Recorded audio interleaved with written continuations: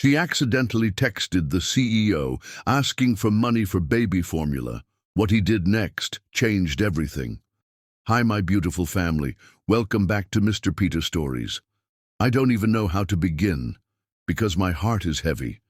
Lately, it feels like YouTube is trying to erase me, slowly, silently. I'm unwell, and on top of that, the pain of seeing my stories not reach the people I love most. You is almost unbearable. YouTube isn't recommending my videos to many of you anymore. And the truth is, if you don't see the notification or the suggestion, most of you never make it to the channel to watch what I've poured my soul into. That's why I'm begging you, please like, comment, and share each video. It might be the only way this family stays together here. If I've ever failed you or made you feel hurt, I'm so sorry. That was never my intention. You are the reason I keep going. Before we dive into today's story, please allow me to offer this very special prayer just for you. May healing find you where it hurts. May love rush in where you feel empty. May your dreams rise even when life tries to push you down. And may peace wrap around you like a mother's arms. I love you and I'm here, always. Now, my loves, let's begin with love. Lisa Cooper pressed her palm against Sophia's forehead, her heart squeezing with worry at the intense heat radiating from her 6-month-old's tiny body. The fever had worsened over the last few hours. Sophia's usually bright eyes now glassy and unfocused as soft whimpers escaped her dry lips. "It's okay, sweet girl," Lisa whispered, fighting to keep panic from her voice. "Mommy's going to make it better." But the empty prescription bottle on her nightstand told a different story. The specialized formula Sophia needed, the only kind that didn't trigger her severe digestive issues, sat behind the pharmacy counter with its $87 price tag. Lisa's bank account showed $23.16, and her next paycheck from the diner was 4 days away. In the dim light of her studio apartment, Lisa gently placed Sophia in her crib and sank onto the edge of her unmade bed. The power company's final notice glared at her from the kitchen counter. Payment due by midnight or disconnection tomorrow. The rent was already 2 weeks late. The eviction warning tucked in a drawer she couldn't bear to open again. 6 months since Michael's accident, and she was still drowning. The life insurance barely covered the funeral and medical bills from Sophia's premature birth. Lisa's promising career as a graphic designer had evaporated while on maternity leave, her portfolio growing stale as she worked double shifts, serving coffee to make ends meet. She glanced at her phone, desperation clawing at her chest. Her cousin, Tanya, had texted last week with a new number, offering help if things got too rough. Lisa had memorized the digits but sworn she wouldn't call. Pride was the only thing she had left after Michael's death. Pride and the daughter who carried his eyes. But as Sophia's breathing grew more labored, pride became a luxury she couldn't afford. With shaking fingers, Lisa typed, "Tanya, I'm sorry to ask this. Sophia has a high fever and needs her special formula, but I can't afford it until payday. Could you loan me $100? I swear I'll pay you back next week." She pressed send before she could change her mind, then paced the small apartment, bouncing, Sophia gently against her shoulder. The baby's soft cries tore at Lisa's heart. When her phone chimed with a response, Lisa nearly dropped it in her haste to check. "I think you have the wrong number." Lisa stared at the screen, momentary confusion giving way to embarrassment. She'd misdialed Tanya's new number. "I'm so sorry to bother you," she typed quickly. "Wrong number." She was searching for Tanya's contact information when another message appeared. "Wait, is your baby really sick? Do you actually need formula?" The direct questions from a stranger caught Lisa off guard. "Yes, but that's not your problem. Sorry again for the inconvenience." She set the phone down, focusing on Sophia. Perhaps she could pawn her wedding ring, the last valuable thing she owned. The pawn shop wouldn't open until morning, though, and Sophia needed medicine tonight. Her phone chimed again. "How much do You need, and what's your Cash App ID? Lisa stared at the message, suspicion warring with desperation. I appreciate the offer, but I can't accept money from a stranger. The response came quickly. I understand your hesitation, but if your child is sick, pride won't help her get better. No strings attached. Something in the blunt practicality of the message broke through Lisa's defenses. My Cash App is Lisa Cooper Design. I only need $100 for formula and medicine. After sending the message, she immediately regretted it. What kind of mother accepts money from strangers? What if this person expected something in return? But Sophia's whimpering had taken on a worrying rasp, and desperation won over caution. A moment later, her phone chimed with a Cash App notification. Lisa gasped. Not $100, but $1,000 had been deposited into her account. There must be a mistake, she typed frantically. You sent too much. No mistake. Get the formula, medicine, pay your utilities, buy food. Take care of your daughter. Lisa's vision blurred with unexpected tears. After months of closed doors and suspicious glances, this anonymous kindness was almost too much to bear. I don't even know your name to thank you properly. Jim. And no thanks necessary. Just let me know if she gets better. 20 minutes later, as Lisa rushed through the all-night pharmacy with formula, medicine, and groceries, her phone pinged with another message. One more thing. The blue folder in your design portfolio. The campaign concepts for Meridian Healthcare. They're exceptional. Work. Ever consider freelancing? Lisa froze in the checkout line, blood running cold. How did this stranger know about her portfolio, about designs she'd created before Michael's death when she still had a career? How do you know about my work? She typed, fear replacing gratitude.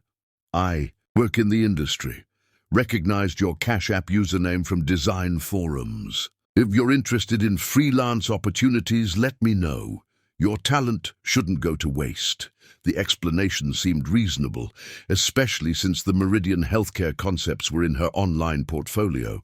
Still, Lisa felt an uncanny sense of connection to this stranger who had noticed her work when no one else had for months.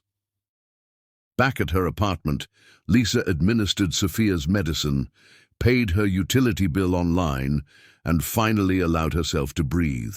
As her daughter's fever gradually subsided, Lisa found herself composing and deleting multiple messages to Jim, struggling to adequately express what his kindness meant without sounding pathetic or desperate. Finally, she sent simply, Sophia's fever is coming down. Thank you doesn't seem enough, but it's all I have to offer. His reply came immediately. That's the best news I've had all day. Get some rest, Lisa. The personal address startled her until she remembered her Cash App username contained her name. Something about the gentle concern in his message brought fresh tears to her eyes, tears she'd been too strong to shed for months. Across the city, in the penthouse office overlooking the skyline, Jim Brittle set down his phone and turned to the rain-lashed windows. The woman's desperate text had pierced the carefully constructed isolation that defined his existence since his family's death 15 years ago. He hadn't planned to search her name, hadn't planned to look at her design portfolio or find the obituary for Michael Cooper, age 30, survived by wife Lisa and infant daughter Sophia. Certainly hadn't planned to send 10 times what she'd asked for or to continue the conversation beyond the initial exchange. Yet here he was at 3 a.m., researching infant fevers and single parenthood with an intensity usually reserved for corporate acquisitions. The Phoenix Enterprises CEO, who terrified boardrooms and competitors, found himself genuinely concerned about a stranger and her baby, the first purely human connection he'd felt in years. Jim's executive assistant would be scandalized if she knew he'd personally responded to a wrong number text. His security team would lecture about privacy risks. His board would question his judgment in engaging with a random single mother. But for the first time, in as long as he could remember, Jim Brittle didn't care what anyone else thought. Something about Lisa Cooper's dignity in desperate circumstances had touched something he'd thought long dead within him. As dawn broke over the city, Jim finally closed his laptop, her last message still open on his phone. He found himself hoping, against all logic and experience, that this wasn't the end of their connection. "Sleep well, Lisa and Sophia," he whispered to the empty room. "I hope tomorrow brings better things for both of you." Chapter 2. The Voice. On the phone. Over the next 3 weeks, an unexpected routine developed in Lisa's life. Between feeding Sophia and her shifts at the diner, she found herself texting with Jim, brief updates on Sophia's health, evolving into longer conversations about everything from graphic design trends to favorite childhood books. Jim's perspective on her work was insightful, his questions thoughtful, in ways that made Lisa feel truly seen for the first time since Michael's death. He never pushed for personal details, yet somehow created a space where she felt comfortable sharing them anyway. "The apartment feels empty without him," she confessed one night, surprised by her own openness. "Some nights I still turn to tell him something about Sophia only to remember he's not there." "Grief doesn't follow a timeline," Jim responded. "My parents and sister died 15 years ago. I still find myself saving things to tell them." The casual mention of his loss created another layer of connection. They were both well acquainted with the particular loneliness that comes from losing family. When Lisa mentioned struggling to find design work with an outdated portfolio and no childcare, Jim's response came the next morning, an email from Phoenix. Creative Solutions, a boutique agency seeking a freelance designer for a healthcare campaign. The rate was fair, the timeline flexible, and the work could be done remotely. "Did you have anything to do with this?" Lisa texted Jim after the initial interview call. "I may have mentioned your portfolio to someone in the industry," he admitted, "but they wouldn't have contacted you if your work wasn't exceptional. This is talent, not charity." Lisa wanted to be offended at the interference, but the opportunity to create professional work again, to be valued for her skills rather than pitied for her circumstances, was too precious to reject. Besides, Jim had been right. The agency seemed genuinely impressed with her concepts, not just doing someone a favor. For the first time since Michael's death, Lisa felt like herself again as she worked on designs while Sophia napped. The advance payment covered her bills, without stress, allowing her to breathe without the constant pressure of financial panic. She found herself sharing her process with Jim, sending sketches and color studies, valuing his feedback more than she would have expected. Their text conversations stretched later into the evenings, becoming the part of her day she most looked forward to. Then winter hit with unexpected ferocity. A massive storm knocked out power to Lisa's entire neighborhood, leaving her apartment dangerously cold. After a desperate night of wrapping Sophia in every blanket they owned, Lisa received a weather alert warning the outage could last 3 more days, with temperatures continuing to drop.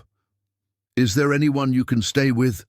Jim texted when she mentioned the situation. "My closest friend is out of town, and my parents live 3 states away," Lisa replied, trying to mask her growing fear.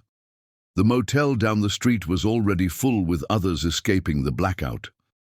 "I have a connection with a hotel group that it provides emergency housing during crises," Jim wrote after a brief pause. "They have a suite available downtown where the power is still on. No cost. It's a corporate program for community support during disasters." Lisa hesitated. The offer seemed too convenient, too perfect. Yet the apartment was growing colder by the hour, and Sophia's lips had taken on a bluish tinge that terrified her. "I can't accept more charity," she finally replied. "It's not charity. The suite would be empty otherwise. But I understand your hesitation about accepting help from someone you've only texted with. Would a phone call help establish that I'm not an axe murderer?" The light-hearted comment made Lisa smile despite her worry.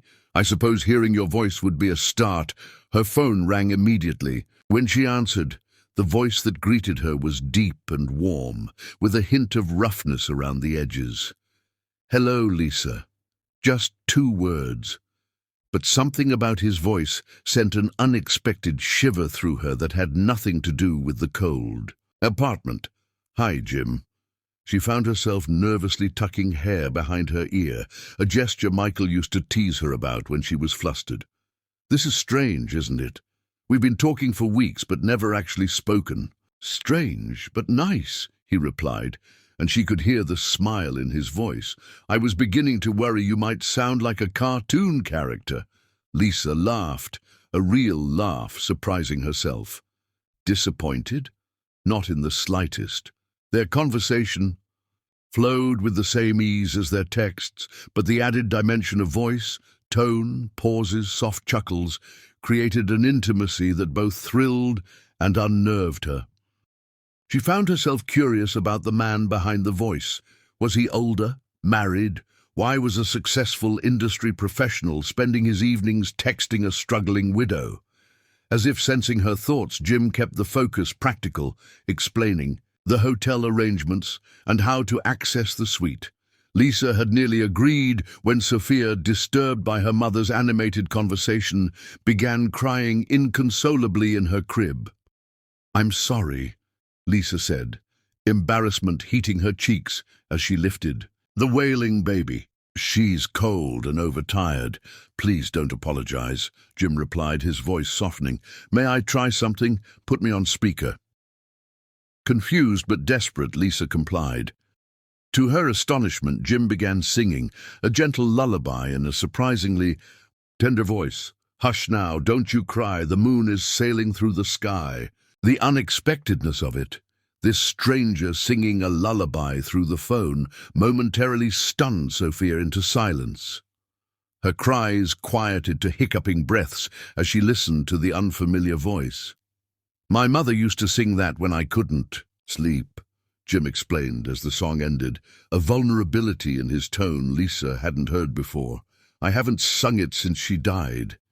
The moment felt sacred somehow, this sharing of something so personal, so tied to his lost family. Lisa swallowed against sudden emotion. "It worked," she said softly, looking down at Sophia's now heavy eyelids. "Thank you." "The offer stands," Jim said after a moment. "The hotel, I mean. For both of you." With Sophia settling against her chest, and the apartment growing colder by the minute, Lisa made her decision. "Okay, text me the details." The emergency housing turned out to be a luxury suite at the city's finest hotel, complete with a crib and baby supplies awaiting their arrival. As Lisa settled Sophia in warmth and comfort, she couldn't help wondering again about the mysterious man whose voice had revealed more humanity than all their text conversations combined. The next morning, Jim texted to check on them, but didn't. He'd call again, returning to their established pattern of communication. Yet something had shifted. The memory of his voice, particularly singing that lullaby, lingered in Lisa's mind, creating a more concrete sense of the person behind the messages. Against her better judgment, she found herself hoping he would call again. 2 days later, her wish was granted when a video call request came through as she was completing her design presentation for Phoenix Creative. "I hope this isn't intrusive," Jim said when she answered, his face off screen. "But you mentioned wanting feedback on the final layouts, and it's easier to discuss visually." "That makes sense," Lisa agreed, angling her phone so it only showed the designs, not her still-in-pajamas appearance. "I can share my screen." "Before we start," Jim said hesitantly, "would it be easier if we could see each other?" "No pressure if you're not comfortable." Lisa bit her lip, curiosity finally overwhelming caution. "Okay, but I warn you, I'm not exactly presentation ready." She flipped the camera, revealing herself in her oversized sweater, hair piled messily. Atop her head, sleep-deprived but smiling nervously, Jim's camera activated and Lisa's breath caught. The man on her screen was not the middle-aged industry veteran she'd imagined, Jim appeared to be in his mid-30s, with intense blue eyes, dark hair showing the first touches of silver at the temples, and the kind of features that belonged in business magazines rather than texting with single mothers at midnight. "Hello, Lisa," he said, his familiar voice now matched to an unexpectedly compelling face. "It's nice to finally meet you properly." Something fluttered in Lisa's chest, a sensation she hadn't felt since before Michael died. A sensation that both exhilarated and terrified her, because it meant her heart wasn't as safely numb as she'd believed. As they began discussing her designs, Lisa couldn't help but notice how Jim's professional insights contrasted with the gentle way he paused whenever Sophia made a sound in the background. How his serious expression softened when Lisa brought the baby into frame after she woke from her nap. "She's beautiful," Jim said, his voice warm with genuine appreciation. "She has your eyes." The simple observation, the first time anyone had, mentioned Lisa's features in her daughter, rather than just seeing Michael, touched her unexpectedly. Later that evening, as Lisa was putting Sophia to bed, the baby rolled from her back to her stomach for the first time. Without thinking, Lisa grabbed her phone and hit Jim's contact, excited to share the milestone. Only after his smiling face appeared did she realize what she'd done. That Jim was the first person she'd wanted to tell, not her friends or family. The realization both warmed and frightened her. "Sorry to call so suddenly," she apologized, suddenly self-conscious. "Sophia just rolled over for the first time, and I wanted to share it with you." The pleasure that lit Jim's face made her momentary embarrassment worthwhile. "That's wonderful. First of many milestones to come."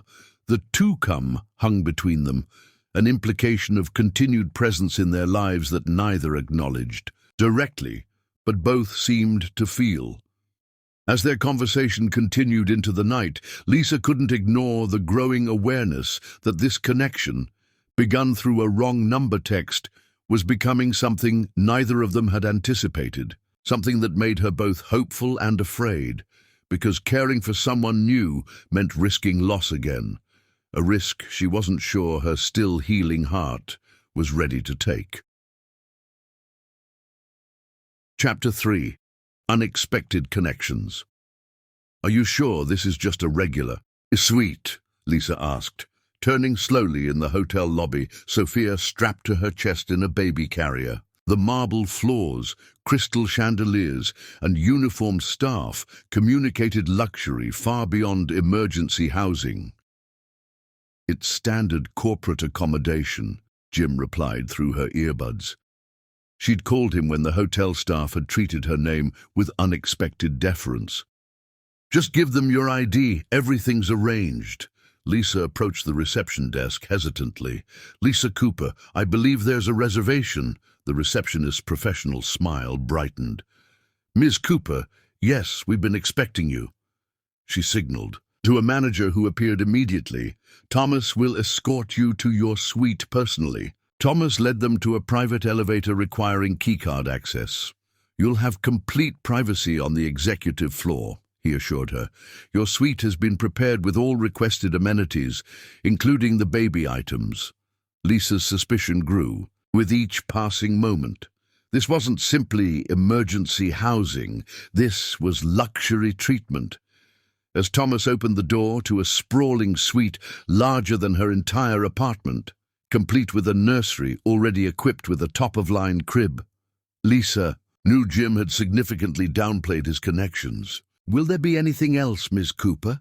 Thomas asked. "No, thank you," Lisa managed, still processing the opulence surrounding her.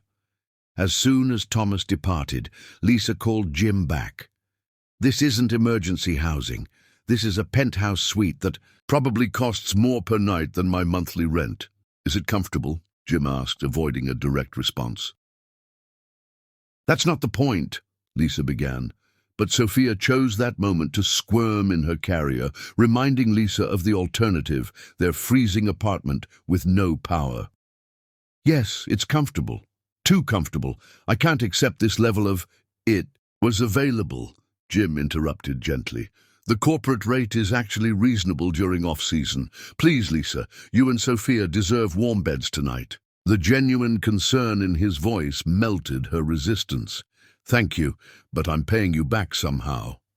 Your coffee shop makes excellent muffins. You can bring me one sometime.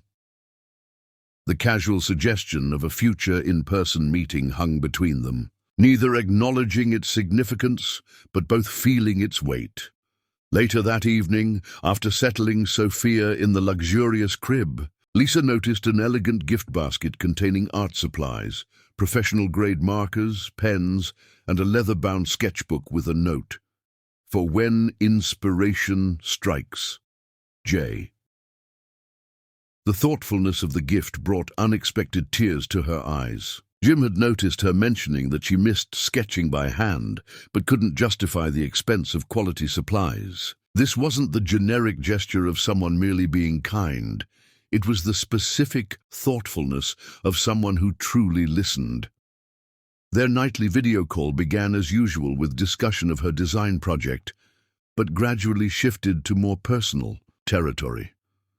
Sophia had been fussy all evening, refusing to settle in the unfamiliar crib despite its comfort.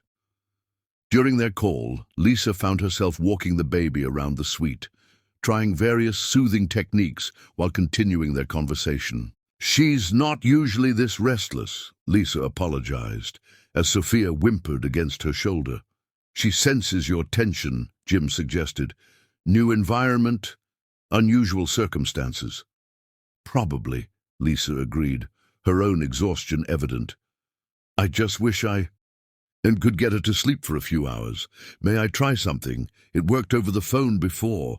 Lisa nodded, turning the screen toward Sophia. Jim began singing the lullaby his mother used to sing, his deep voice gentle through the speaker. To Lisa's amazement, Sophia immediately focused on the screen, her cries softening to curious coos. She remembers your voice, Lisa whispered, watching. Her daughter's eyelids grow heavy as Jim continued singing. By the third verse, Sophia was asleep. Lisa carefully placed her in the crib, then returned to the call, settling onto the plush sofa with visible relief.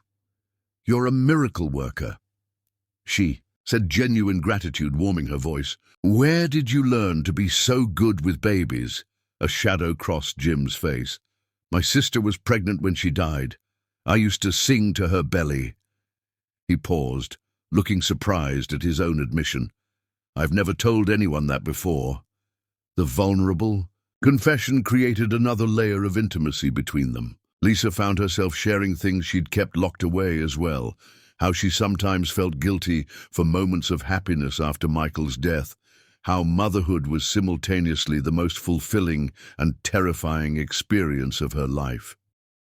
Jim listened, with complete attention, asking thoughtful questions without judgment.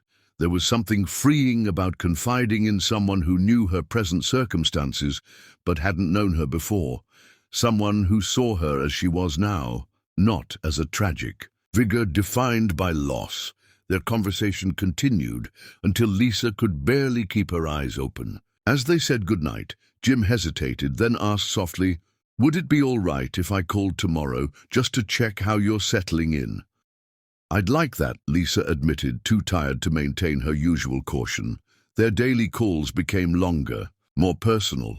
Jim never pushed for details about Michael's death, but created space where Lisa felt safe sharing when she was ready. He spoke of his own losses with a raw honesty that made Lisa feel less alone in her grief.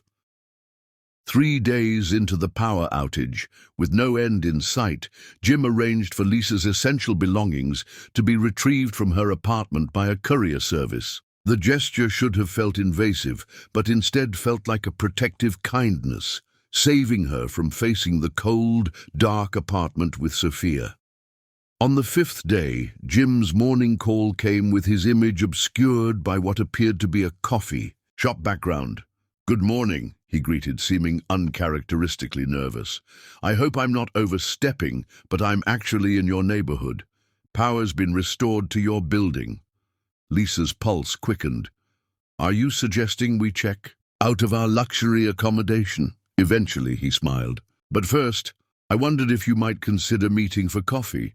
The shop on the corner near your apartment makes excellent muffins, I'm told.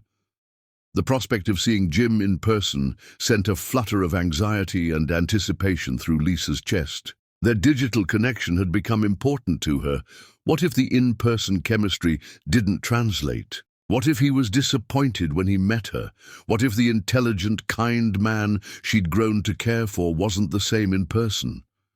You don't have to answer now, Jim added quickly, misinterpreting her hesitation. It was just a thought. No, I'd like that, Lisa found herself saying, surprising them both. Sophia and I could meet you in an hour. Jim's genuine smile lit up the screen. I'll be at the corner table by the window. As Lisa dressed with unusual care, choosing her least worn sweater and actually applying makeup for the first time in months, she tried to temper her expectations. This was just coffee with a new friend who had been kind during a difficult time. Nothing more, yet as she bundled Sophia into her warmest outfit, Lisa couldn't deny the nervous energy coursing through her, the kind she hadn't felt since her first date with Michael years ago. Something significant was happening, whether she was ready for it or not. Walking the 3 blocks to the coffee shop, Lisa rehearsed what she might say, how she would greet him. Would they shake hands? Would it be awkward after the intimacy of their video calls? She almost turned back twice, anxiety nearly overwhelming her desire to meet the man whose voice had become a daily comfort.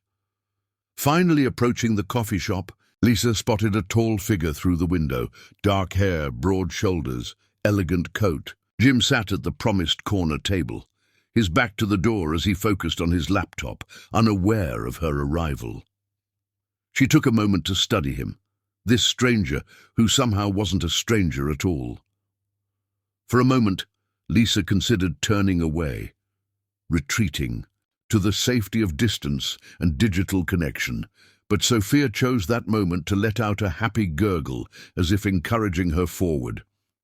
Taking a deep breath, Lisa pushed open the door, the cheerful bell announcing their arrival. Jim turned immediately, his eyes finding hers across the room, and in that moment of first real connection, something shifted in Lisa's world. The uncertain future suddenly holding possibilities she hadn't dared imagine since losing Michael. With Sophia secure against her chest, Lisa stepped forward to meet the man who had begun as a wrong number and somehow become so much more. Chapter 4. Coffee and Complications. The coffee shop bell jingled as Lisa pushed through the door, Sophia bundled against her chest. The warm, fragrant air was a welcome contrast to the February chill outside. Jim looked up at the sound, his face transforming with a smile that reached his eyes. He stood immediately, taller in person than Lisa had imagined from their video calls, his presence somehow both imposing and welcoming. "Lisa," he said simply, his familiar voice now directly before her without digital distortion. "Jim!" She adjusted Sophia's carrier nervously. "This is strange, isn't it? Meeting in person after all our conversations." "Good strange, I hope." He gestured to the table he'd secured, a quiet corner with plenty of room for Sophia's carrier and their belongings. Lisa nodded, suddenly shy despite weeks of late-night video conversations. Jim was more handsome in person, his features sharper, more defined. The elegant watch on his wrist and perfectly tailored coat suggested success beyond what he'd implied in their talks. As he held out the chair for her, his gaze dropped to Sophia, who was studying him with wide-eyed curiosity. "Hello there," he said softly, his professional demeanor melting into genuine warmth. "It's nice to finally meet you properly." To Lisa's surprise, Sophia responded with a delighted gurgle, reaching toward Jim with her tiny hands. The baby's immediate trust touched something deep in Lisa's heart. "She remembers your voice," Lisa explained, settling into her seat. "From all our calls." Their initial awkwardness dissolved as conversation flowed naturally between coffee and the muffins Jim had already ordered. blueberry for Lisa, just as she'd mentioned preferring during one of their late-night talks. Another small detail he'd remembered. Jim asked thoughtful questions about her design project progress and listened intently to her answers, occasionally offering insights that revealed his deep understanding of creative industries. When Sophia began fussing, he seamlessly adjusted his coffee cup to make room for her bottle on the table, without missing a beat in their conversation. The easy rapport they'd developed digitally translated perfectly to in-person interaction, perhaps even enhanced by the physical presence Lisa had been missing. It had been so long since she'd had adult conversation that wasn't transaction-based at the diner or focused solely on childcare. "May I?" Jim asked, when Sophia began squirming in her carrier, clearly wanting a change of position. The request surprised Lisa. Few men in her experience volunteered to hold an infant. She carefully lifted Sophia out and placed her in Jim's waiting arms. His confident handling suggested either experience or excellent research. "You're a natural," Lisa observed, as Sophia immediately settled against his chest. "I've been practicing the proper hold with pillows," Jim admitted with an endearing touch of self-consciousness. YouTube tutorials. The image of this clearly successful businessman watching baby-holding tutorials made Lisa laugh, a genuine, unreserved sound she hadn't heard from herself in months. Their coffee stretched to lunch, time passing unnoticed as they moved from professional topics to more personal. Once, Jim spoke of growing up as the son of research scientists, his early fascination with technology, the startup he'd built after college. Lisa shared stories of her design school days, her early freelance struggles, how she'd met Michael at a gallery, showing her work. It was the first time she'd mentioned Michael without the sharp pain that usually accompanied his name. Instead, she found herself smiling at the memory, able to share the good parts of their life together with someone who listened without the pitying expression she'd grown to dread from others. As afternoon shadows lengthened across their table, Lisa reluctantly checked her watch. "I should get Sophia home for her nap. This has been really nice, Jim." "It has," he agreed, helping gather her things. "Maybe we could do it again sometime." The hopeful note in his voice matched the flutter in Lisa's chest. "I'd like that." Outside the cafe, a light snow had begun to fall, dusting the sidewalk with crystalline flakes that caught the winter sunlight. Jim insisted on walking them to their apartment building, keeping a respectful distance, but close enough that Lisa could feel his steady presence beside her. At her doorstep, an awkward moment stretched between them, too new for a hug, too connected for a handshake. Finally, Jim reached out to touch Sophia's cheek gently. "Thank you for today," he said, his eyes meeting Lisa's with an intensity that warmed her despite the cold. "For both your company. Thank you for the coffee and everything else." The words encompassed the hotel suite, the design opportunity, the late-night conversations, all the ways he gently inserted himself into their lives. As Jim turned to leave, promising to call later, Lisa felt lighter than she had in months. Something new was budding in her life, fragile and unexpected, but undeniably real. The bubble of contentment burst 3 days later when Lisa's phone exploded with notifications. Her cousin Tanya had sent a link to an online tabloid article. With the message, "Is this you?" Lisa's stomach dropped as she opened the link to find photos of herself and Jim at the coffee shop, Sophia visible in her carrier. The headline blared, "Phoenix Enterprises CEO's secret family. Billionaire Jim Brittle spotted with mystery woman and baby. Billionaire CEO." The words swam before Lisa's eyes as she scrolled through the article, which speculated wildly about their relationship while detailing Jim's vast business empire and notoriously private personal life. Jim Brittle. Not just any Jim, but the Jim Brittle, the tech mogul whose innovations had revolutionized multiple industries, whose net worth was estimated in billions, whose company, Phoenix Enterprises, was the parent corporation of Phoenix Creative Solutions. The very agency that had mysteriously offered her freelance work. The pieces fell into sickening place. There had been no coincidence, no industry connection who happened to see her portfolio. Jim had orchestrated everything from the beginning, creating opportunities and situations to get closer to her under false pretenses. When her phone rang with Jim's incoming call, Lisa answered with ice in her voice. "Jim Brittle," she said, his full name an accusation. "Or should I call you Mr. Brittle, CEO of Phoenix Enterprises?" A heavy silence fell before Jim responded, his voice subdued. "You've seen the article. Were you ever going to tell me? Or did you enjoy playing the regular guy with the struggling single mum who had no idea she was texting with one of the richest men in the country? Lisa, please.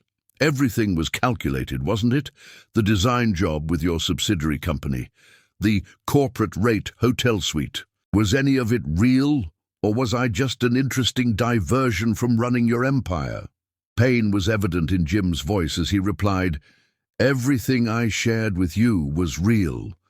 My name and position were the only things I withheld." "Pretty significant. Things to withhold," Lisa countered, hurt fueling her anger. "I trusted you. I let you into our lives. I let you hold my daughter. And I cherish that trust," Jim said earnestly. "I kept my identity private because for the first time in years, someone was getting to know me for myself, not my wealth or position. The moment people learn who I am, everything changes. They want something, or they treat me differently." "So, you lied?" "I omitted," he corrected gently. "I never claimed to be someone else. I just didn't volunteer my full title. Everything else, everything that matters, was completely genuine." Lisa wanted to believe him. The connection they developed, over weeks of conversations and shared confidences, felt too real to be fabricated. But the deliberate deception undermined her already fragile ability to trust. "I need time," she said finally. "This is too much to process right now." "I understand," Jim replied, resignation clear in his voice. "For what it's worth, I'm sorry. About the photos, my security team is already addressing the invasion of privacy with the publication." The mention of a security team, another reminder of the vast differences in their worlds, only reinforced Lisa's decision to step back. "Please don't contact me for a while," she requested, her voice softer but resolute. "I need to think about all this." After ending the call, Lisa sank onto her couch, emotional exhaustion washing over her. The genuine connection she'd felt with Jim, the first glimmer of something new since Michael's death, now seemed tainted by deception. Yet beneath her hurt and anger, an uncomfortable truth remained. Even knowing his real identity didn't change. The man she'd come to know through their conversations, the gentle way he'd held Sophia, the vulnerability in his voice when he spoke of his lost family. As Sophia babbled happily in her playpen, oblivious to her mother's turmoil, Lisa realized the decision wasn't just about her feelings. In their weeks of calls and texts, Sophia had formed an attachment to Jim as well, his voice bringing smiles, his lullaby bringing comfort. Could she trust this connection that had begun with a mistaken text and now seemed tangled in complicated half-truths? Or was she setting herself up for another devastating loss? Lisa had no answers, only the certainty that whatever grew between them now would have to be built on complete honesty, something neither her heart nor her daughter could afford to compromise on again. Chapter 5. The Empty Penthouse. The silence of Jim Brittle's penthouse seemed to echo around him as he stood at the floor-to-ceiling windows, watching the city lights blink on at dusk. 3 weeks had passed since Lisa had discovered his identity. 3 weeks without her quick-witted texts or Sophia's baby giggles through video calls. The unexpectedly sharp pain of their absence had settled into a constant ache. Jim had respected Lisa's request for space, though it had required more self-restraint than any business negotiation he'd ever conducted. He'd thrown himself into work, extending office hours well into the night, attending meetings he would normally delegate, reviewing reports in exhaustive detail, anything to fill the void their absence had created. His executive assistant, Caroline, had noticed the change. "You haven't been yourself lately," she observed, placing another stack of contracts on his already crowded desk. Jim didn't look up from his computer. "I'm fine. You haven't left the office before midnight in weeks. You're micromanaging projects you never bothered with before, and you've stopped taking personal calls entirely." She paused, studying him with the insight of someone who had managed his schedule for 8 years. This wouldn't have anything to do with those tabloid photos, would it? Jim finally met her gaze, the dark circles under his eyes betraying his exhaustion. "That's not relevant to Phoenix business." "Maybe not to Phoenix," Caroline said gently, "but clearly relevant to you."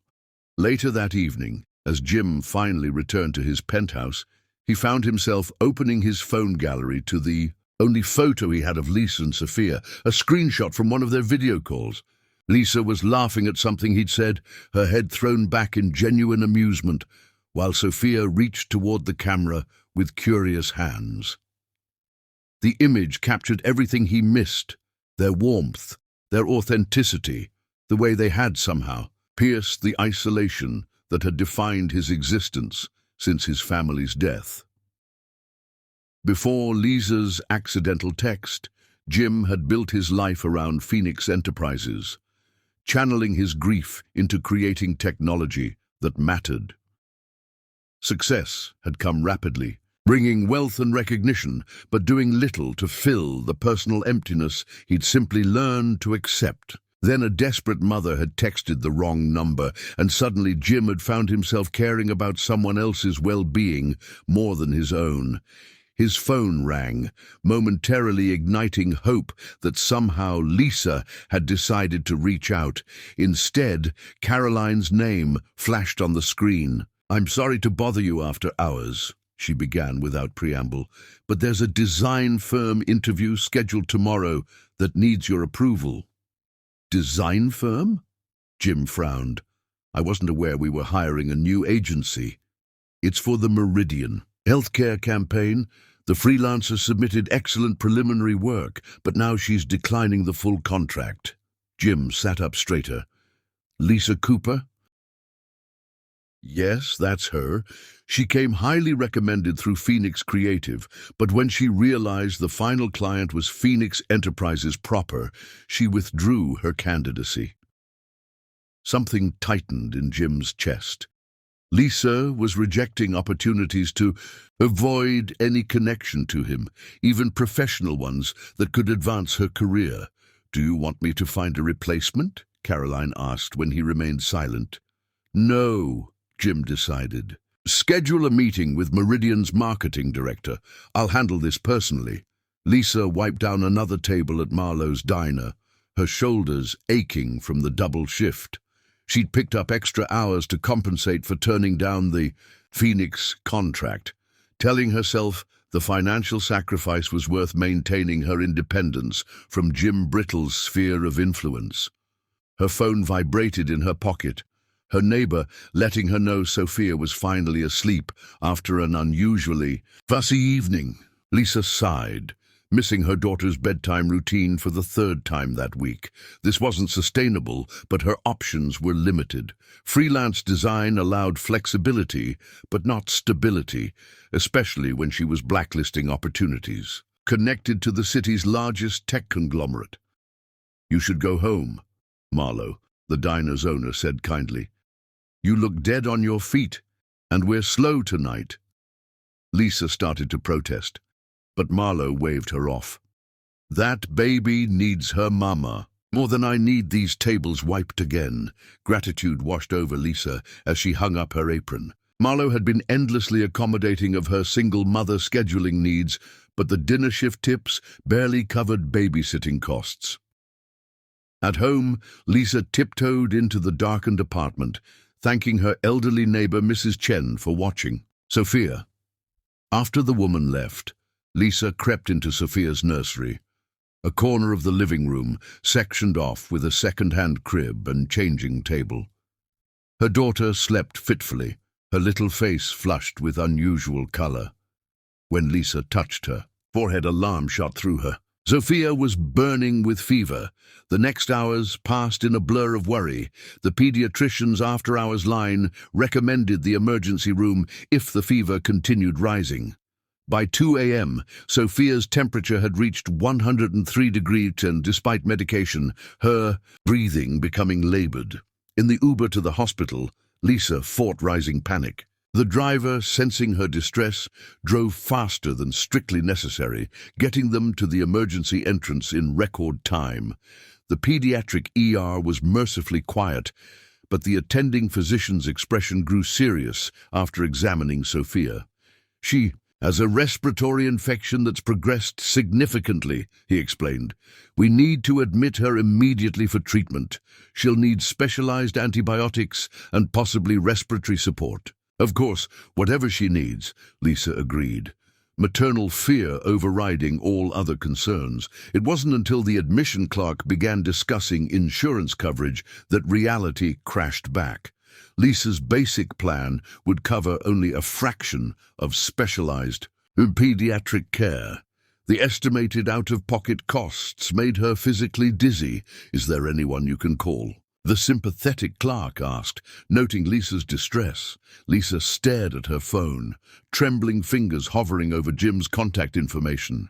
She'd vowed to maintain independence, to protect her heart and Sophia's from further attachments that could end in pain. But her pride meant nothing compared to her daughter's health. She stepped into the hallway and pressed call before she could reconsider. Jim answered on the first ring, his voice alert despite the hour. "Lisa?" "It's Sophia," she said, her composure finally breaking. "She's really sick. They're admitting her, but the costs—" She couldn't continue, tears choking her words. "Which hospital?" Jim asked immediately, no hint of judgment or hesitation. "I'm on my way." 40 minutes later, as Lisa sat beside Sophia's hospital crib, watching her daughter's labored breathing, a gentle knock preceded Jim's entrance. He looked nothing like the polished CEO from the tabloid photos, his hair disheveled, wearing jeans and an untucked button-down clearly thrown on in haste. The relief on his face when he saw Sophia, though clearly ill, still breathing and receiving treatment, was visceral. He approached the crib slowly, as if afraid of intruding on a sacred space. "The doctor says it's bacterial pneumonia," Lisa explained quietly. "They've started IV antibiotics." Jim nodded, his eyes never leaving Sophia's tiny form. "I've spoken with the hospital administration. Everything's taken care of." Under normal circumstances, Lisa might have bristled at the implication she couldn't handle her own child's medical expenses. But exhaustion and fear had stripped away her defenses, leaving only gratitude for his immediate response. "Thank you for coming," she whispered. Jim finally looked at her, concern deepening as he took in her exhausted state. "Where else would I be?" The simple question penetrated Lisa's carefully constructed walls. Despite her rejection, despite 3 weeks of silence, Jim had come immediately when she needed him, not with recriminations or conditions, but with quiet support. As dawn broke over the hospital, Sophia's condition finally stabilizing with treatment, Lisa found herself sharing the small couch in her daughter's room with Jim. Their shoulders touched as they both dozed, physically and emotionally drained. Lisa woke first, momentarily disoriented until memory rushed back. Beside her, Jim slept, sitting up, his head tipped back against the wall. In sleep, the powerful CEO was just a man who had rushed to a hospital in the middle of the night because a child he barely knew was sick and her mother had called. As if sensing her scrutiny, Jim's eyes opened, immediately seeking Sophia's crib. The genuine relief when he saw her sleeping peacefully spoke volumes about his care for her daughter. "Her color's better," he observed softly. "The fever broke around 4, Lisa confirmed. An awkward silence fell between them. Their first real conversation in weeks, happening under the most stressful circumstances. Lisa, about the tabloid photos. "Not now," she interrupted gently. "We'll have time for that. Right now, I just want to say thank you." Jim's expression softened with understanding. Always.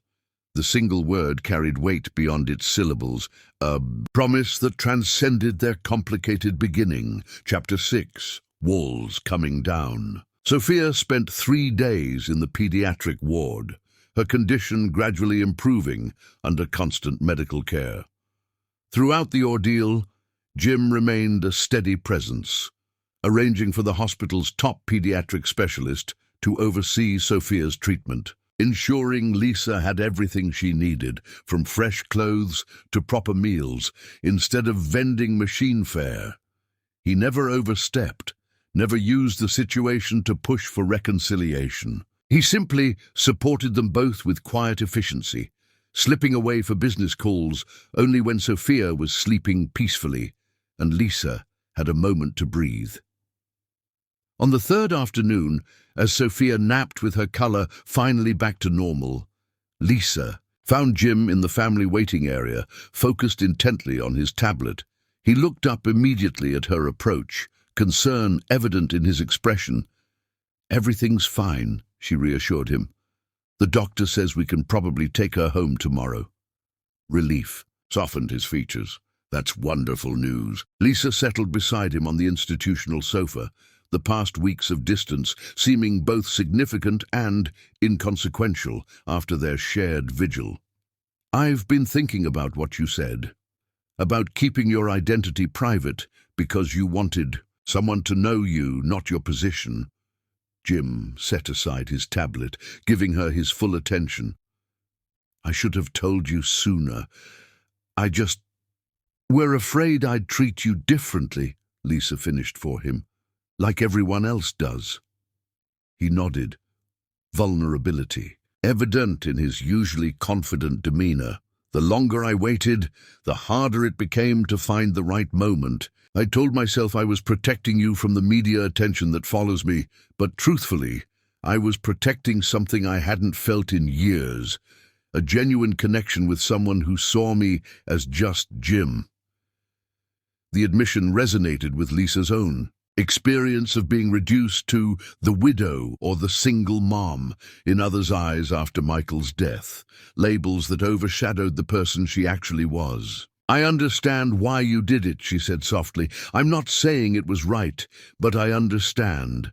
Something shifted between them, not forgiveness exactly, but the beginning of a bridge across the gulf his deception had created. "I missed you," Jim admitted, his voice low and intent. "Both of you." Lisa's carefully guarded heart trembled at the simple honesty in his words. "We missed you too, especially your lullabies." The ghost of a smile touched Jim's lips. "I've been practicing some new ones, just in case." The tentative hope in his expression melted another layer of Lisa's resistance. Before she could respond, a nurse appeared to inform them Sophia was awake and asking for her mother. As days passed and Sophia recovered at home, Jim remained present without being intrusive, checking in with texts, sending occasional meals from Lisa's favorite restaurants, but never assuming the intimacy they'd begun building before his identity was revealed. One evening, a package arrived at Lisa's apartment, not addressed to her, but to Sophia. Inside was a custom-made stuffed elephant wearing tiny scrubs and a doctor's coat, along with a children's book about a baby elephant who gets sick but gets better with help from animal friends. The thoughtfulness of the gift brought tears to Lisa's eyes. Jim had remembered Sophia's fascination with the elephant mobile in her hospital room. The note attached read simply, "Thinking of my brave girl. Call if you need anything at all. Jay." That night, Lisa texted him a photo of Sophia sleeping with the elephant clutched tightly in her tiny arms. Jim's response came immediately. "This made my entire week." Slowly, cautiously, they began rebuilding their connection. Coffee became a weekly ritual. this time with full awareness of who Jim was, though he arrived without security or the trappings of wealth, just a man eager to spend time with a woman and child who had unexpectedly become important to him.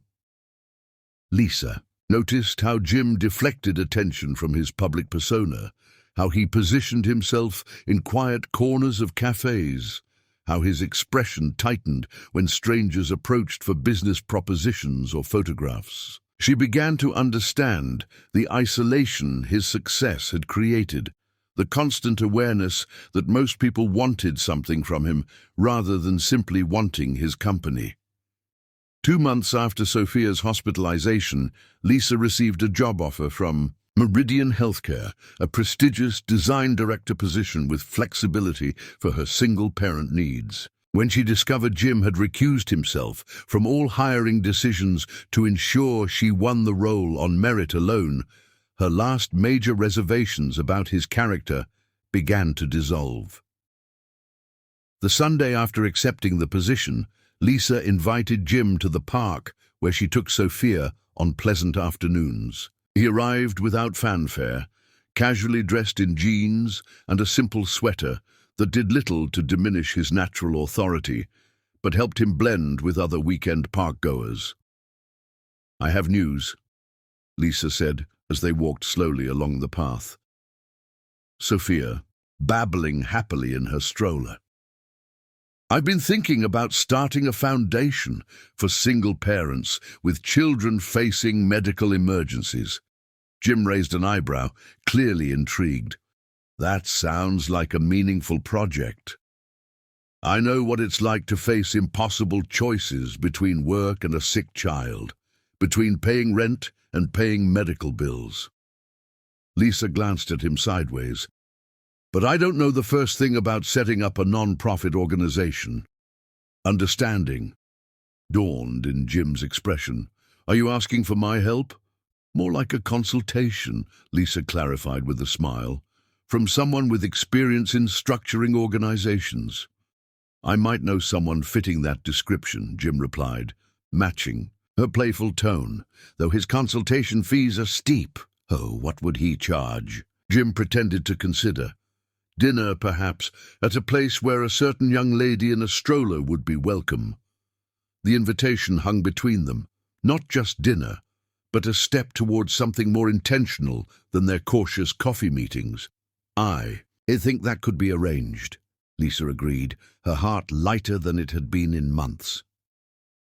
Later that evening, after they'd shared a simple meal at a family-friendly restaurant where Jim had charmed Sophia with silly faces and patience through her messy eating, he asked if he could show them something special. Curious, Lisa agreed, and they drove in comfortable silence through the city to a modest neighborhood distinctly removed from the luxury high-rises where she'd expected Jim Brittle to live. They stopped before a well-maintained but unassuming suburban home, with a small front yard and flowering dogwood tree. Jim stared at the house with an expression Lisa couldn't quite interpret, nostalgia mixed with old pain.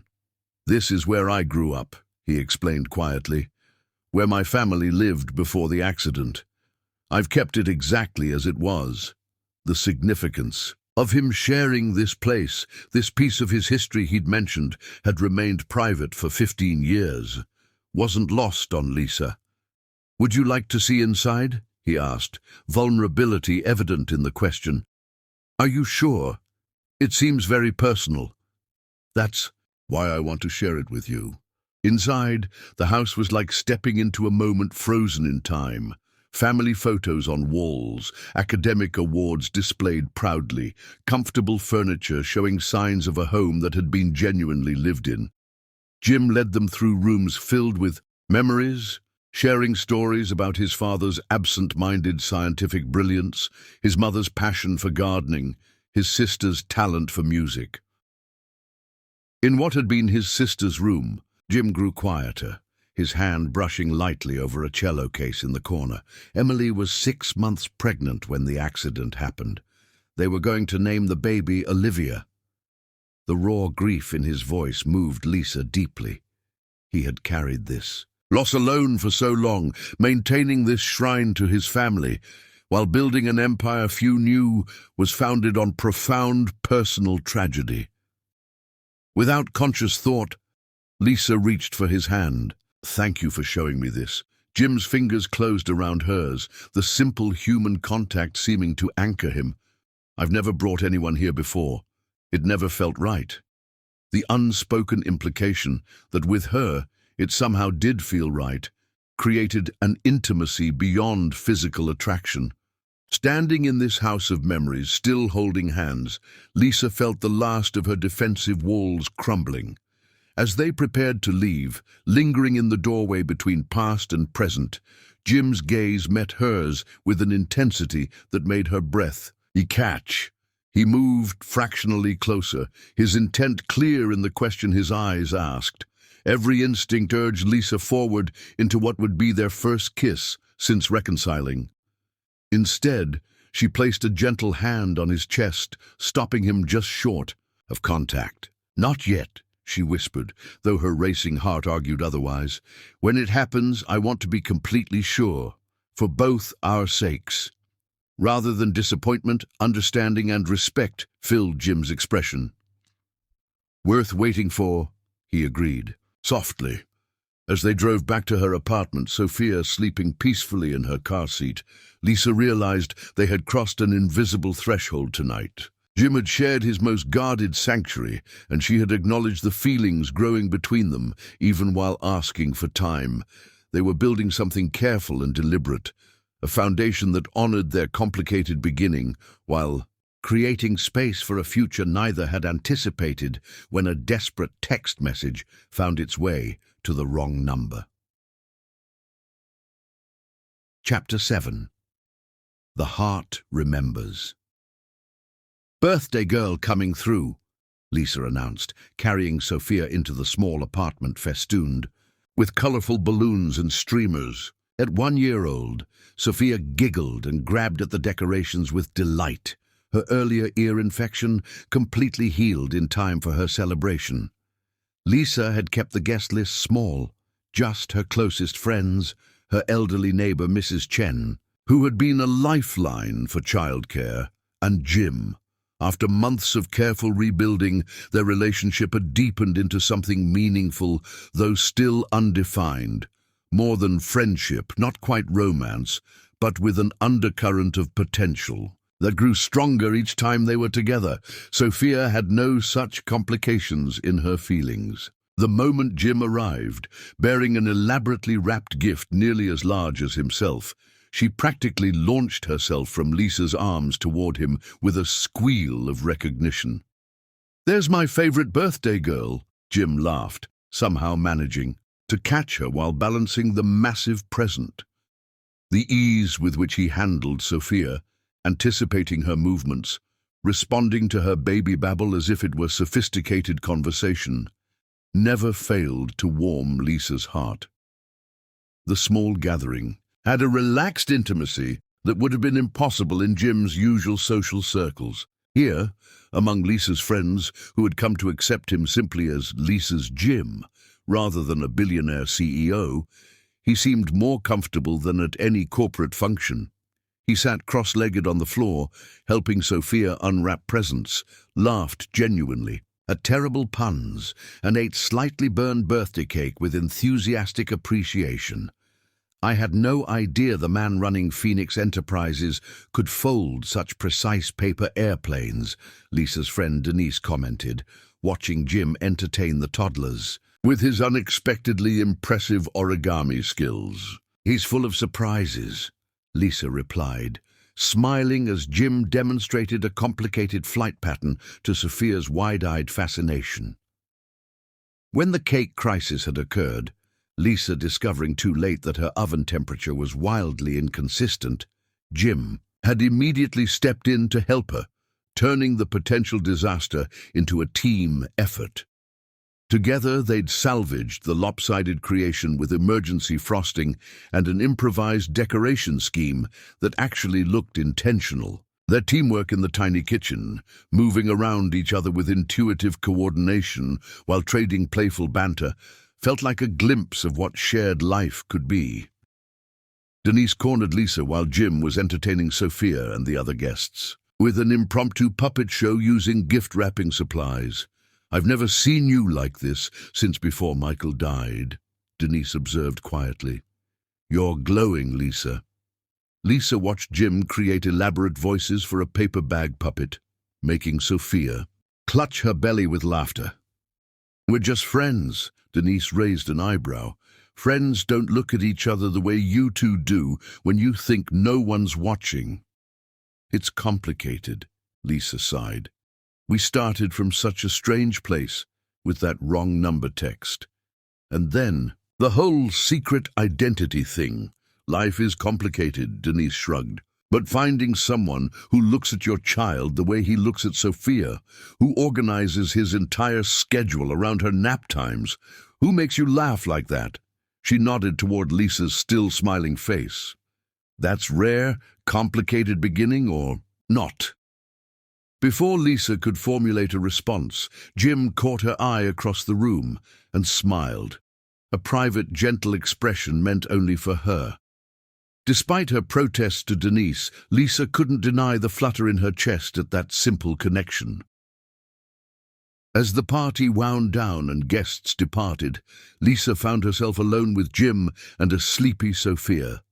The comfortable silence between them as they cleaned up together spoke volumes about how far they'd come from their complicated beginning. "You haven't opened my gift yet," Jim observed, nodding toward the large package that still sat untouched among the debris of Sophia's other presents. "I wasn't sure if it was for Sophia or me," Lisa admitted. Sophia had already received a developmentally perfect wooden activity center from Jim, practical, beautiful, and clearly chosen with thought rather than just expense. "This one's for you," Jim said, suddenly seeming uncharacteristically nervous. "Though it's connected to Sophia." Intrigued, Lisa unwrapped the package to reveal a leather portfolio case embossed with her initials. Inside, she found meticulously preserved original sketches and concept designs, her earliest professional work that she thought had been lost when her old laptop died during her pregnancy. "How did you find these?" she whispered, fingers tracing. "Work she'd created years ago in college and during her first agency position. It took some doing," Jim admitted. "I contacted your former professors, your first employer.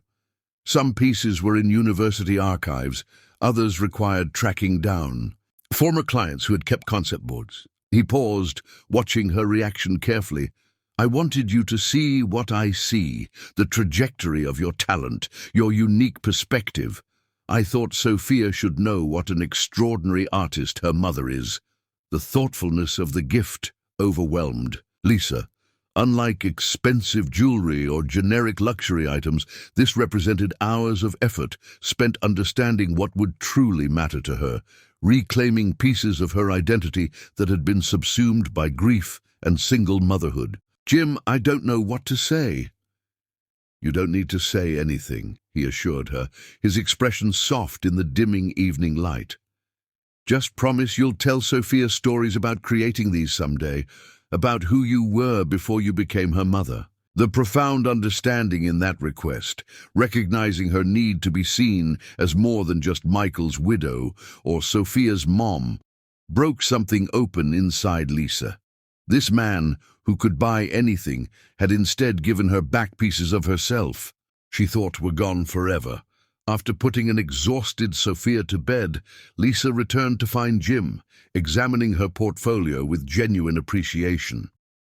"Your use of negative space was revolutionary even then," he commented, pointing to an early advertisement concept. "The way you draw the eye exactly where you want it to go without being obvious about it. You really understand design principles," Lisa observed, continually surprised by the depth of his knowledge in her field. "I appreciate excellence in all forms," Jim replied simply. "Your work has a signature, a distinctive voice that was present even in these early pieces. The intimacy of the moment, alone together in her apartment after sharing such a milestone day, created a charge in the air between them. "Thank you for including me today," Jim said, his voice low and sincere. "It meant more than you know." I can't imagine celebrating without you," Lisa admitted. "You've become important to both of us." Jim set the portfolio aside, moving closer with deliberate care, as if afraid of shattering the moment. "Lisa, these past months getting to know you, and Sophia—" He was interrupted by Sophia's sudden cry through the baby monitor. When Lisa returned from settling her daughter, she found Jim collecting his coat, the vulnerable moment lost. "I should go," he said regretfully. "It's been a long day for all of you." Lisa nodded, equal parts disappointed and relieved at the reprieve. From whatever declaration had been forming, as she walked him to the door, an unexpected moment of boldness seized her. Rising on tiptoes, she pressed a soft kiss to his cheek. "Thank you for making her first birthday so special." Jim's sharp intake of breath at the contact sent a tremor of awareness through her. His hand came up to gently touch where her lips had been, eyes darkening with restrained emotion. "Good night, Lisa," he whispered, the simple words carrying layers of unspoken feeling.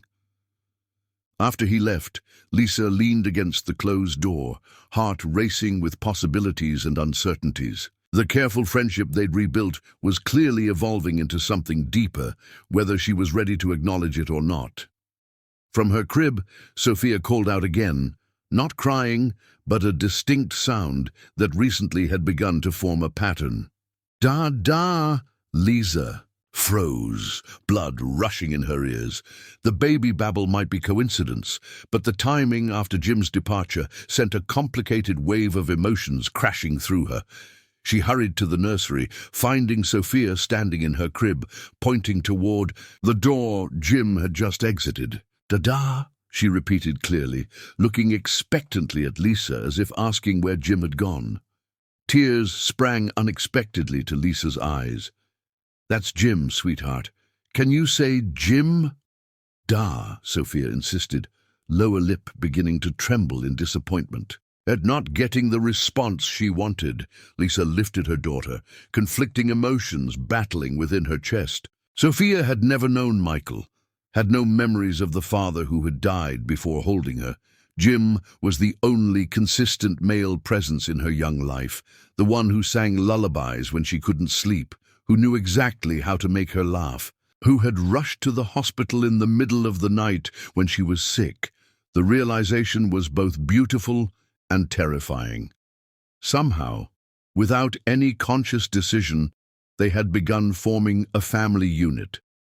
Sophia was recognizing it before either adult had dared to name it. As she rocked her daughter back to sleep, Lisa found herself contemplating what Jim had been about to say before Sophia's interruption. Where were they heading? This unlikely trio brought together by a text message sent to the wrong number, and was she finally ready to take the risk of loving again, of creating a new family when the first one had been shattered so painfully? Lisa had no answers yet, but as Sophia's weight grew heavy with sleep against her chest, she acknowledged the truth she'd been avoiding for months. Her heart had already decided, even as her mind still struggled to catch up. Chapter 8. Two Worlds. "Are you sure about this?" Lisa asked, adjusting the elegant midnight blue gown Jim had sent over. The silk chiffon draped perfectly over her curves, making her feel simultaneously sophisticated and completely out of her element. "Absolutely not," Jim called from the living room, where he was entertaining Sophia while Lisa finished dressing. "We can skip the entire thing and order pizza instead. I'm actually hoping you'll say yes to that option." Lisa laughed, stepping out of the bedroom to find Jim sprawled on her living room floor, his bespoke tuxedo collecting dust as he helped Sophia stack blocks. The contrast between the powerful CEO and the man who happily sacrificed dignity to make a toddler giggle never failed to touch something deep in Lisa's heart. Jim looked up, his casual expression transforming to undisguised appreciation as he took in her appearance. "You look absolutely stunning," he said, his voice dropping to a register that sent warmth cascading through her. "Worth missing pizza for?" Lisa teased, though butterflies danced in her stomach. Tonight's charity gala represented her first formal entrance into Jim's public world, a significant step in their evolving relationship. "See, that's debatable," Jim replied with a wink, rising gracefully to his feet. His proximity, as he offered a corsage of delicate orchids, made Lisa acutely aware of his cologne and the warmth radiating from him. Since Sophia's birthday party 3 weeks earlier, a new layer of tension had developed between them. Unacknowledged, but unmistakable. They'd both felt the shift after Sophia's Dada moment, which Lisa had hesitantly shared with Jim the next day. His response had been careful, emotional but measured, assuring Lisa he understood it was just baby babble, while his eyes revealed how deeply it had affected him. Mrs. Chen arrived to babysit, cooing over Lisa's transformation and shooing them out the door with grandmotherly efficiency. In the elevator, Jim squeezed Lisa's hand, reassuringly. "Remember, 4 hours maximum. I've programmed a medical emergency into my phone if we need to escape early." The consideration behind that small detail, ensuring she had an exit strategy for her first major social event since Michael's death, exemplified why she was falling for this man despite all her careful reservations. The Phoenix Foundation Gala occupied the grand ballroom of the city's most exclusive hotel. As Jim's sleek car pulled up to the entrance, camera flashes exploded around them. Lisa's grip on his hand tightened. "Just look at me," Jim murmured, helping her from the car. "They're just background noise."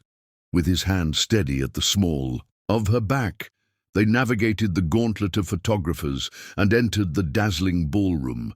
Crystal chandeliers cast rainbow prisms across white-clothed tables, each centered with arrangements of exotic flowers that probably cost more than Lisa's monthly rent. "Mr. Brittle!"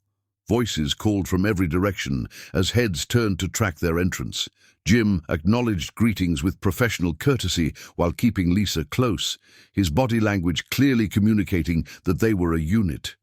"Jim, darling!" A elegantly coiffed older woman approached, air-kissing near Jim's cheeks before turning assessing eyes on Lisa. "And who is your lovely companion?"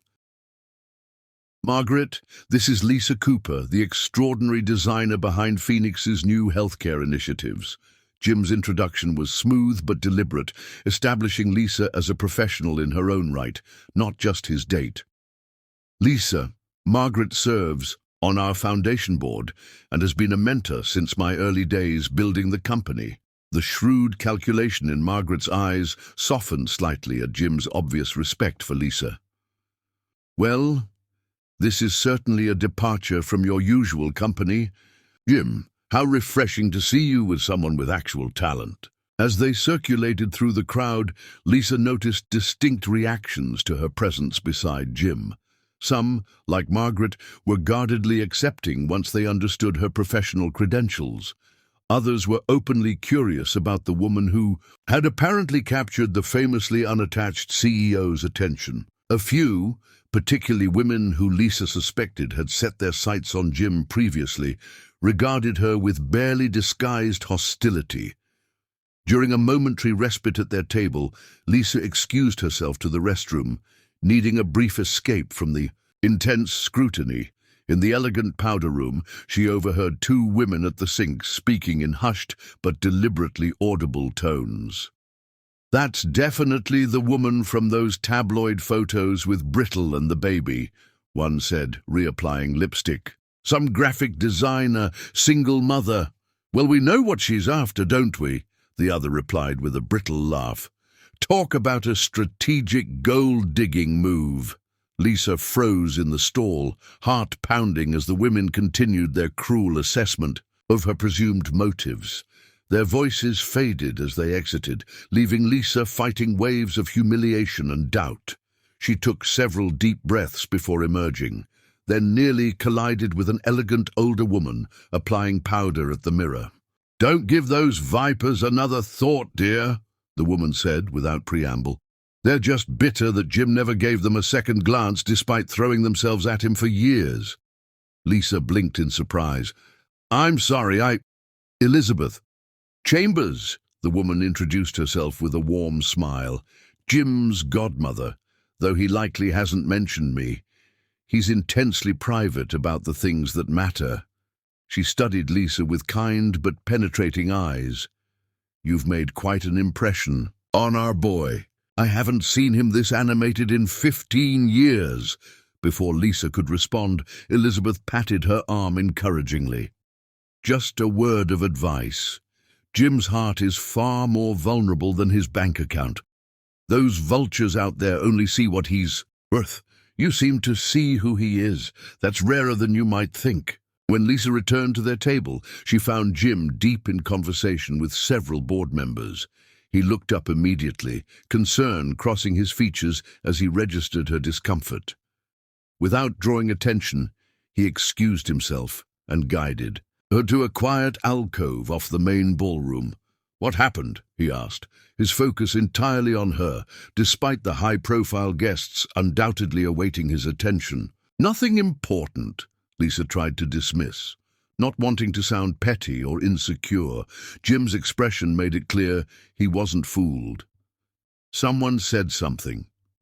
Rather than deny it further, Lisa sighed. "Apparently, I'm a strategic gold digger." Anger flashed across Jim's face before he controlled it. "Who?" "It doesn't matter," Lisa said, surprised to find the comments already losing their sting. "Your godmother Elizabeth had my back, actually. She's quite formidable." Jim's eyebrows rose. "You met Elizabeth? She never comes to these things." His expression softened. "She must have wanted to meet you. She said, 'I've made an impression on you.'" "That's putting it mildly," Jim acknowledged, his voice dropping to that intimate register that seemed reserved just for her. Before he could elaborate, the foundation director approached, requesting Jim's presence for the donation announcements. "I'll be right there," Jim assured him before turning back to Lisa. "I'm sorry about those women. This world, it's not always kind." "I'm tougher than I look," Lisa replied with genuine confidence. "Go do your CEO duties. I'll be fine." Jim hesitated, then made a sudden decision. "Come with me." "On stage?" Lisa asked, alarmed. "No, just to the side. I want you to see something." Curious, Lisa followed him to the wings of the small stage. From this vantage point, she watched as Jim transformed into the commanding business leader the world knew, charismatic, articulate, inspiring as he spoke about the Foundation's work, supporting medical research and community health initiatives. Then, to her surprise, he announced a new program, a foundation specifically dedicated to supporting single parents of children with medical needs, providing not just financial assistance, but childcare, career mentorship, and community support. "The Lisa Cooper Foundation will begin accepting applications next month," Jim stated, his gaze finding her in the wings. "Because no parent should ever have to choose between their child's health and their own stability." Tears welled in Lisa's eyes at the unexpected tribute. Jim hadn't just named a foundation after her.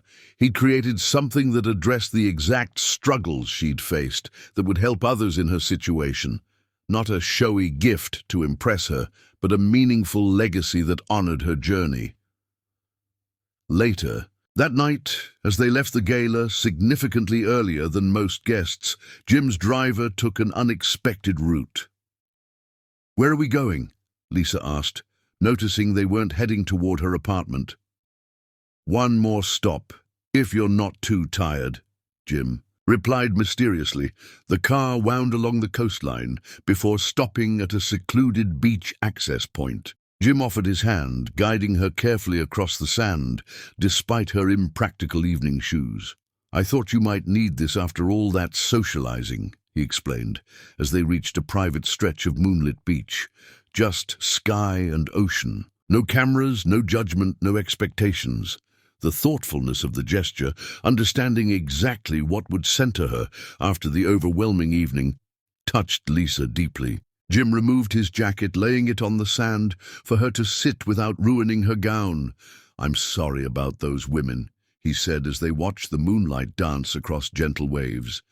"My world can be shallow and cruel, and mine can be exhausting." "And chaotic," Lisa replied, slipping her hand into his. Midnight diaper changes, temper tantrums in grocery stores, tiny fingerprints on everything. Jim's fingers tightened around hers. "I'll take tiny fingerprints over fake smiles any day." The raw honesty in his voice made Lisa turn to study his profile against the night sky. "The foundation. Why didn't you tell me?" "I wanted it to be a surprise. And I wanted to make sure it was done right, that it would actually help people like you. Strong, capable parents who just need support during impossible circumstances." He met her gaze directly. "It's not charity, Lisa. It's recognizing a gap in the system and using resources to address it." In the vulnerability of his expression, Lisa saw the man beneath the CEO facade, the boy who had lost his family too young, the man who had built an empire but remained lonely at its summit until a text message crossed the digital void between them. Without overthinking for once, Lisa leaned forward and pressed her lips to his. The kiss began gentle, exploratory, but quickly deepened as months of carefully restrained attraction ignited between them.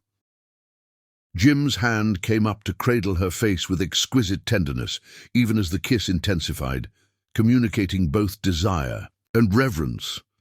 When they finally separated, breathless and slightly dazed, Jim rested his forehead against hers. "I've been wanting to do that since the night we met for coffee." "I've been wanting you to," Lisa admitted, surprising herself with her honesty. Under the vast canopy of stars, with the rhythm of waves providing nature's soundtrack, Lisa realized they had begun creating something beautiful, a bridge between their different worlds, a space where both could be fully themselves, without pretense or expectation. The journey that had begun with a desperate text message to a wrong number had somehow led here, to moonlight kisses and foundations named in her honor, to a man who saw beyond her struggles to her strength, who wanted not just her, but the chaotic, beautiful package that included a toddler who called him Dada. As Jim drew her into another kiss, Lisa finally admitted the truth to herself. She was falling in love with him. The realization was both terrifying and exhilarating, a leap of faith she hadn't believed herself capable of taking again. Chapter 9. Shadows of the Past. Dawn painted the sky in watercolor hues of rose and gold as Lisa sat on her small balcony, watching the city awaken. Inside, Sophia still slept, blissfully unaware of her mother's sleepless night. On the table, beside Lisa, lay a stack of realtor listings, homes with spacious yards and room for their future together, each carefully selected by Jim for their consideration.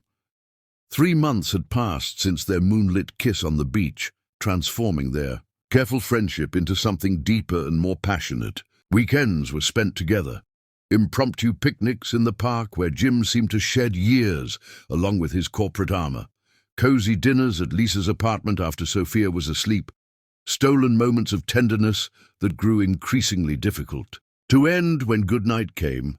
Jim had integrated himself seamlessly into their little family, learning Sophia's routines and preferences with the same meticulous attention he gave billion-dollar acquisitions. He had been reading parenting books in private, child-proofed his penthouse despite Sophia's infrequent visits there, and never once complained about cartoons replacing financial news on Sunday mornings. For her part, Lisa had grown more comfortable with Jim's world, discovering that beneath the intimidating wealth and power were genuine people who had gradually accepted her on her own merits. Her design career flourished as she brought fresh perspective to Phoenix's healthcare initiatives, her confidence rebuilding with each successful project. They'd fallen into a rhythm that felt both extraordinary and surprisingly natural. Two broken people healing each other while creating something new from the fragments of their past lives. And now, house listings. The unspoken suggestion of permanence, of officially becoming the family they had functionally become. A decision loomed that Lisa hadn't believed she would face again after Michael's death, intentionally binding her life and Sophia's to another's, risking devastating loss for the promise of greater joy. When Jim arrived that morning, he immediately sensed her tension. He pressed a gentle kiss to her lips before making coffee, giving her space to articulate her thoughts. "You didn't sleep," he observed, not a question but a reading of the shadows beneath her eyes. Lisa nodded toward the listings. "It's a big step." "Too big?" Jim asked, his tone carefully neutral, though Lisa caught the flicker of vulnerability. In his eyes, "I don't know." She cradled her coffee mug like a shield. "When I think about the practical side, having more space for Sophia, a yard for her to play in, being closer to your office and my studio, it makes perfect sense." "But it's not just practical," Jim filled in, understanding as always. "The last time I planned a future with someone, our planning ended with a cemetery plot instead of a dream home." The words emerged more sharply than intended. Old grief suddenly freshened. Jim didn't flinch from her pain or offer empty reassurances. Instead, he reached across the table to take her hand, his thumb tracing gentle circles against her palm. "What are you really afraid of, Lisa?" The question penetrated her carefully constructed defenses. "That I'm betraying him," she whispered, giving voice to the guilt that still shadowed her happiness. That by building a new family, I'm somehow erasing what we had, what Sophia should have had with her real father. Understanding softened Jim's expression. "May I show you something today? Just you and me, if Mrs. Chen can watch Sophia for a few hours." Curiosity overcame Lisa's melancholy. Jim rarely made mysterious requests and never without purpose. Later, that morning, after settling Sophia with her trusted neighbor, Lisa found herself in Jim's car, heading toward the outskirts of the city. The drive took them past familiar neighborhoods into areas she rarely visited, autumn colors painting the landscape in vibrant golds and crimsons. "Where are we going?" Lisa finally asked, as the urban landscape gave way to quieter surroundings. "Somewhere I should have taken you before now," Jim replied, his profile solemn against the passing scenery. They drove in comfortable silence, Jim occasionally pointing out landmarks, his hand resting lightly on hers. The simple contact communicated. More than words, reassurance, connection, patience with her uncertainty. The car finally slowed before a hillside cemetery overlooking the bay. Lisa's breath caught, uncertainty and questions rising. "Do you trust me?" Jim asked simply. She nodded, following him along a winding path through granite markers until they reached a secluded spot beneath a spreading oak tree. Michael's headstone was simple yet dignified. "Michael James Cooper, beloved husband and father, forever in our hearts." Lisa stared in confusion. "How do you know where—" "I came here alone first," Jim explained gently. "A few months ago, when I realized how deeply I cared for you and Sophia, I needed to have a conversation." The revelation stunned Lisa. "You talked to Michael." "It felt right," Jim said, sincerity evident in his voice. "I needed to promise him something." Tears gathered in Lisa's eyes as she tried to imagine this man, who commanded boardrooms and managed billions, having a private conversation with her deceased husband's headstone. "What did you promise him?" she asked, her voice barely audible. Jim's gaze held absolute certainty. "That I would never try to replace him, that Sophia would always know her father's story, that the love you shared would be honored, not erased." His voice softened further, and that I would spend my life making sure you both were safe, happy, and cherished, not because he can't be here to do it, but because loving you has become as necessary to me as breathing. The simple, profound honesty in his words broke something open inside Lisa, not a new wound, but the final healing of an old one. Jim wasn't asking her to forget Michael or replace him. He was asking for room in their lives alongside the love that would always remain. She reached for Jim's hand, guiding him to sit beside her on the small bench facing the headstone. For several minutes they sat in silence, autumn sunlight filtering through golden leaves above them. He loved autumn, Lisa said softly, surprising herself by sharing this detail. Said it was the most honest season, beautiful even as everything was changing. Jim squeezed her hand gently, encouraging but not interrupting her rare mention of preferences and memories about Michael. He used to make elaborate leaf piles for neighborhood kids before we even had Sophia, she continued. The memories, bringing a smile rather than pain for the first time in months. Said every child deserved at least one perfect leap into crunchy leaves. He sounds like someone who understood what truly matters in life, Jim observed quietly. He was. Lisa traced the carved letters of Michael's name with her eyes. Not perfect. He was terrible with money and could never remember to put the cap back on the toothpaste, but he knew how to find joy in small things. She looked at Jim. You're different from him in many ways, but similar in that, in knowing what matters. Jim absorbed this comparison without jealousy or discomfort. I would have liked to know him. He must have been extraordinary to be loved by you. In that moment, on hallowed ground between past and future, Lisa felt a burden lifting, not the love she carried for Michael, which would always remain, but the guilt that had prevented her from fully embracing the second chance at happiness that had found her through a mistyped phone number. She turned to face Jim, seeing him with perfect clarity. This complicated, generous man who had never tried to compete with a ghost, who understood that hearts expand rather than replace. I'm ready, she whispered, the words carrying multiple meanings, ready to move forward, ready to build a home together, ready to love again without reservation or fear. Jim's eyes reflected understanding of all she wasn't saying aloud. His hand came up to gently brush a tear from her cheek, the touch reverent. Take all the time you need, he said. I'm not going anywhere. But Lisa was tired of waiting, of holding part of herself back from the love that had been patiently waiting for her to catch up to what her heart already knew. She leaned forward, capturing his lips in a kiss that conveyed everything words couldn't.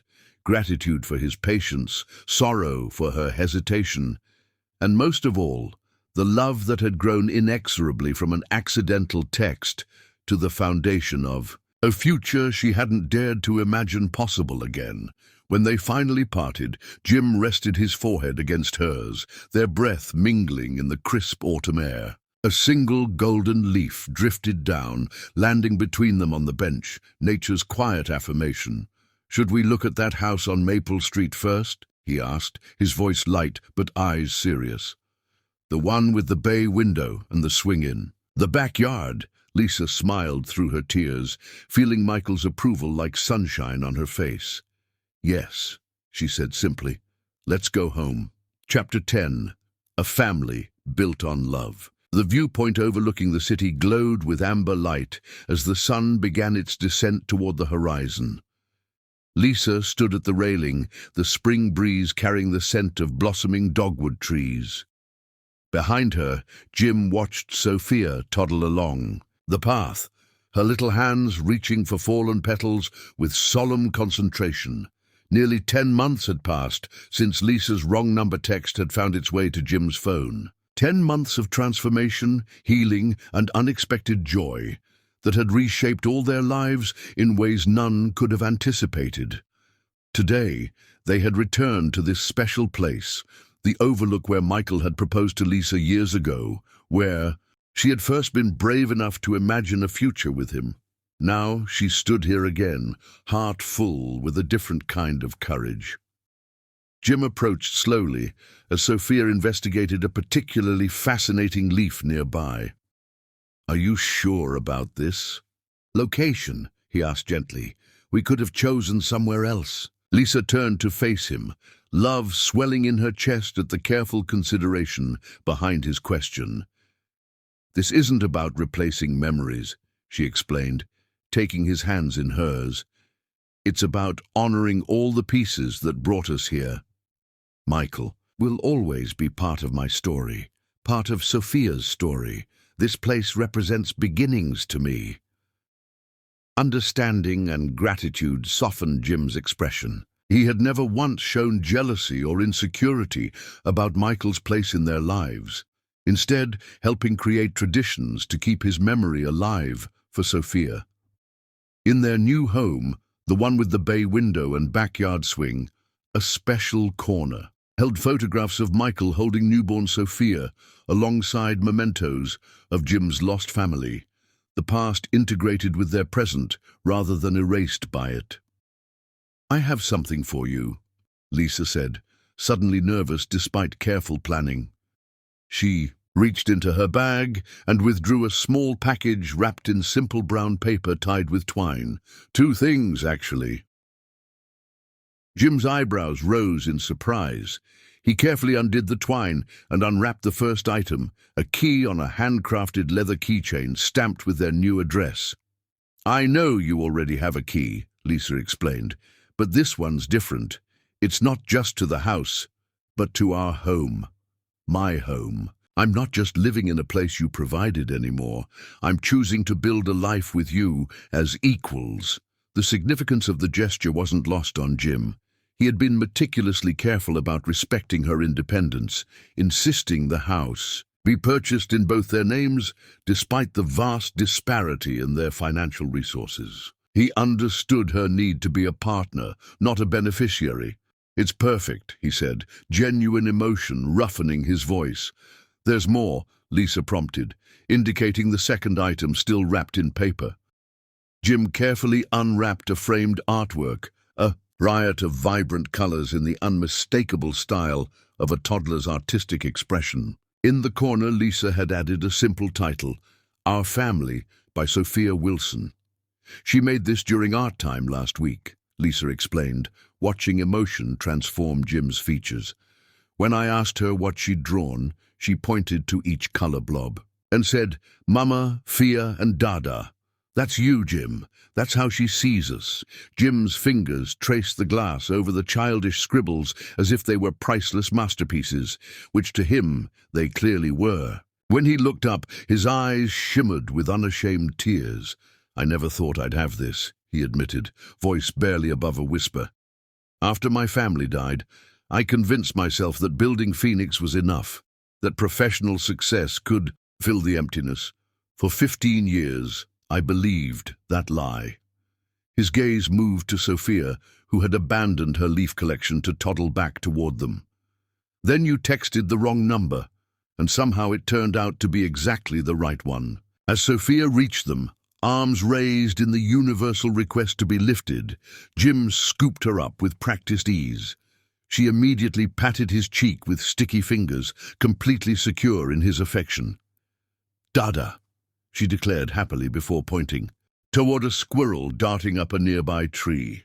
The simple word, now intentional rather than babble, still created a rush of emotion for both adults. Jim pressed a kiss to Sophia's dark curls before setting her back down to continue her explorations within safe distance. "I've been carrying something too," he said quietly, reaching into his pocket. "I've had it for weeks, waiting for the right moment." He withdrew a small velvet box, holding it without opening it yet. "This isn't a spontaneous decision. I've thought about this, about us, with the same care I've given every major choice in my life. More, actually." Lisa's heart quickened as Jim continued, his usually confident voice touched with vulnerability. "I designed this myself," he explained, finally opening the box to reveal a ring unlike any Lisa had seen before. Three stones nestled together in perfect harmony. A larger center diamond flanked by two smaller ones, set in a band of warm rose gold. The three stones represent us, you, me, and Sophia. Not separate pieces beside each other, but a complete circle. A family. Lisa's vision blurred with tears as Jim took her hand, his touch steady, despite the emotion evident in his expression. "I'm not asking you to forget what came before," he said softly. "I'm asking if you'll build something new with me, a family forged through choice rather than circumstance.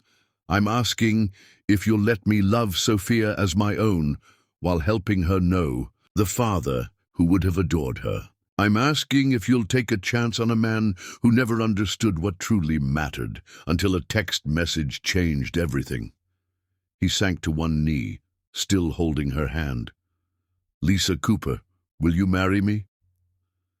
Time seemed suspended as the question hung between them, this threshold between their careful present and the future they might create together. In that crystallized moment, Lisa saw the journey that had brought them here, a desperate mother texting for help, a lonely man sending more than she asked for, tentative friendship blossoming through shared confidences, trust rebuilt after deception, passion ignited on a moonlit beach, and finally, this, a love that had grown not despite their complicated histories, but because of the depth and resilience those experiences had created in them both. "Yes," she whispered, then more firmly, "yes."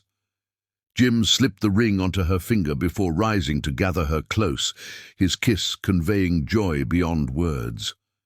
They stood entwined as the setting sun bathed them in golden light, Sophia dancing circles around their legs in innocent celebration. When they finally separated, Lisa looked down at the ring now gracing her hand. "It's beautiful," she said. "Perfect for us." "There's one more detail I didn't mention," Jim said, his expression softening further. "The diamonds belong to my mother and sister, and the gold band contains a small amount of metal from your original wedding ring, the one you sold during those difficult months after Michael died." Emotion closed Lisa's throat at the profound thoughtfulness of this detail. The ring wasn't just a symbol of their future, but a tangible connection to those they had loved and lost. All the pieces of their past integrated into something new and beautiful. "How did you know about my wedding ring?" she asked, voice thick, with feeling. Jim's smile held gentle understanding. "The pawnshop receipt was in that box of documents you asked me to help organize. I tracked it down, bought it back. The jeweler was able to incorporate a small portion into the new setting. The consideration behind this gesture, honoring Michael's place in her life rather than trying to erase it, exemplified why Lisa had fallen so deeply in love with this man. As twilight softened the landscape around them, Sophia began to tire, rubbing her eyes with tiny fists. Jim lifted her effortlessly, her small head finding its familiar resting place against his shoulder. The sight of them together, this man who had entered their lives through chance, caring so tenderly for her daughter, filled Lisa's heart to overflowing. "She'll always know about Michael," Jim promised quietly, seeming to read her thoughts. "We'll tell her how brave her father was, how much he would have loved her. She'll have two fathers who adore her, one in memory and one in life." Lisa reached up to touch his face, marveling at how this man continually found ways to honor rather than erase what came before. "And I'll tell her how her second father came into our lives when we needed him most, how he loved us both enough to wait until we were ready." Jim turned his head to kiss her palm, the simple gesture conveying devotion more powerfully than grand declarations. "I would have waited forever for you both." They began the walk back toward the car, a family in form, if not yet in legal fact. As the first stars appeared in the deepening blue sky, Lisa reached for Sophia with one hand and Jim with the other, creating a physical circle that matched the one symbolized by her ring. "When I sent that text message to the wrong number, I was at my lowest point," she reflected. "I couldn't imagine ever feeling whole again." "And now?" Jim asked, his eyes reflecting starlight and hope. "Now I understand that healing doesn't mean forgetting. It means building something new that honors what came before." She squeezed his hand. "I never expected to love again, let alone find someone who would love not just me but Sophia as his own." "Ready to go home?" Jim asked softly, the question encompassing far more than their immediate destination. "Yes," Lisa replied, the simple word containing multitudes. She was ready for all of it, the shared life, the blended memories, the future. They would create together, ready to embrace the miraculous truth that sometimes the wrong number turns out to be exactly the right one after all. 6 months later, under a canopy of flowering trees in the garden of their new home, Lisa and Jim exchanged vows before a small gathering of loved ones. Beside the officiant stood a small table with 2 candles, one for Michael, one for Jim's family, their light a gentle acknowledgement of the love that had shaped them both before they found each other. But the moment that moved everyone to tears came when Jim knelt before Sophia in her flower girl dress and presented her with a tiny heart pendant that matched Lisa's ring. "Today I make promises to your mother," he said, his voice clear enough for all to hear, but intimate enough that the words were clearly for Sophia alone. "But I also make promises to you, to love you as my own daughter, to help you know your first daddy who would be so proud of you, to be there for every nightmare, every triumph, every skinned knee, and every achievement. You gave me a family when I thought I'd never have one again. I love you, Sophia Cooper Brittle." As they danced, at their reception, Sophia nestled between them for the first song. Lisa caught Jim's gaze over their daughter's curls. No words were needed. Their journey from wrong number to right love was written in the joy that radiated between them. In Jim's office at home, framed beside family photos, sat a simple screenshot. The original text message that had started everything. A reminder that sometimes life's wrong turns lead us precisely where we're meant to be, if only we're brave enough to follow the unexpected path.